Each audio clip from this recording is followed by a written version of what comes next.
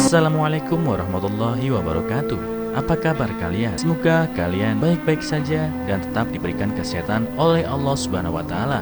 Bantu channel kami dengan cara subscribe dan tekan tombol lonceng kalian. Terima kasih. Semoga kisah ini bermanfaat. Aku mengadopsi bayi perempuan yang dibuang, tapi aku diusir orang tuaku dari rumah.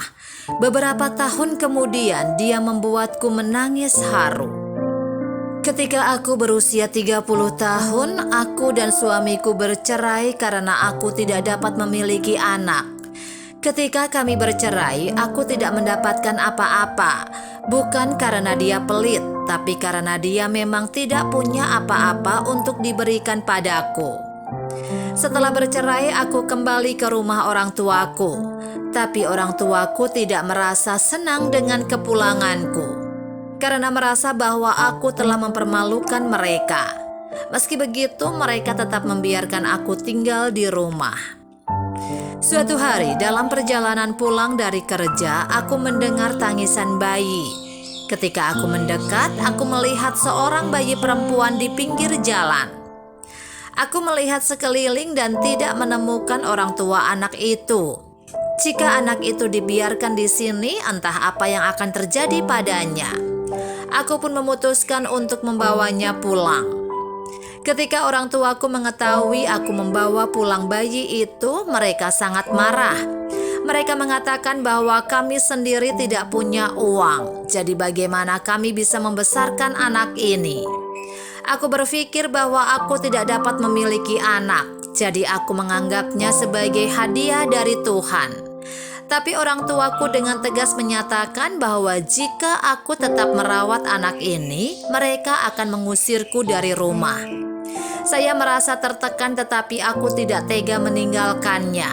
Jadi aku membawa anak itu pergi dari rumah orang tuaku. Setelah itu aku menyewa kamar kecil seluas 20 meter persegi. Lingkungannya tidak terlalu bagus, tapi harga sewanya sangat murah. Pemiliknya adalah seorang janda tua yang bersedia membantuku merawat anak yang sudah aku anggap sebagai putriku sendiri ini ketika aku pergi bekerja. Untuk menghidupi putriku, aku bekerja lebih keras dari sebelumnya. Beberapa orang yang melihat bahwa aku hidup sendiri dengan seorang anak, mereka ingin membantuku untuk menemukan suami. Tetapi ketika aku bertemu dengan beberapa pria, mereka tidak ada yang mau menerima putriku.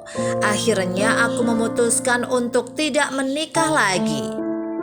Melihat putriku tumbuh sehat dari hari ke hari, meskipun saya telah banyak menderita, saya merasa bahagia. Untungnya putriku tumbuh dengan sangat berbakti dan tidak pernah membuat masalah. Aku pernah mengatakan kepadanya bahwa aku bukan ibu kandungnya, tetapi putriku tidak menganggapnya serius. Dia mengatakan bahwa dalam hatinya aku adalah ibunya. Kemudian putriku diterima di universitas dengan nilai yang sangat baik, dan aku bahkan tidak perlu memikirkan biaya kuliahnya. Selama 4 tahun kuliah, dia menerima berbagai beasiswa dan dia bahkan sering mengirimi aku uang. Tetangga semua mengatakan bahwa aku beruntung memiliki anak perempuan yang baik dan aku pasti akan diberkati di masa depan.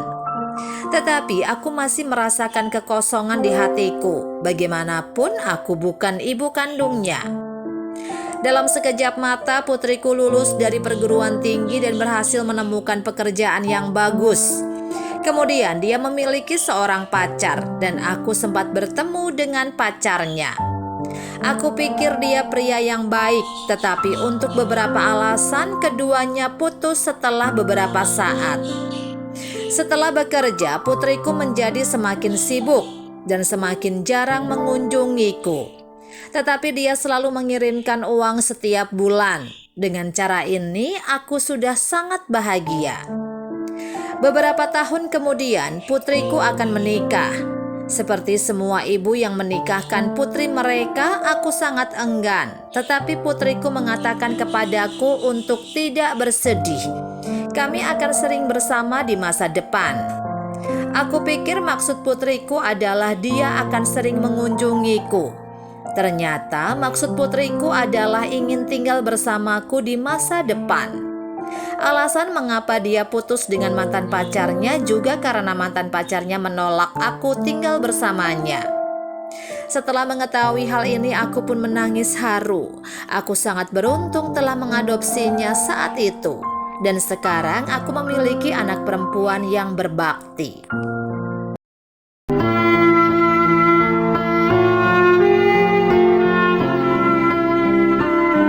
Assalamualaikum warahmatullahi wabarakatuh. Apa kabar kalian? Semoga kalian baik-baik saja dan tetap diberikan kesehatan oleh Allah Subhanahu wa taala. Bantu channel kami dengan cara subscribe dan tekan tombol lonceng kalian. Terima kasih. Semoga kisah ini bermanfaat.